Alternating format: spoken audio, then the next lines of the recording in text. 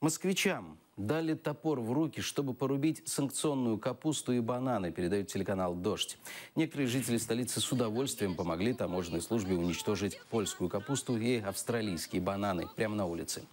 В День Москвы 5 сентября к уничтожению овощей присоединился и мэр столицы Сергей Собянин. Качан он разрубил шашкой. Вообще отличные ощущения. Так, правильно все. Как делает? Правильно все. Делает он. Уничтожение правильно делает. Мы против иностранных польских продуктов. Что клюква, что помидоры, что яблоки. Они нам не нужны. Путин правильно сказал. Мы должны сами свою продукцию выращивать. Сами. Во-первых, если на нас определяют эти санкции, должны быть какие-то адекватные тоже санкции. Я бы, например, с удовольствием уничтожил бы все это дело. Польша не любит Россию, Россия не любит Польшу.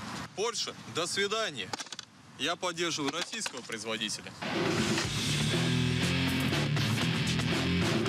Бодрость какая-то, не знаю, поднятие духа и патриотизма. Это кощунство. Это аморально.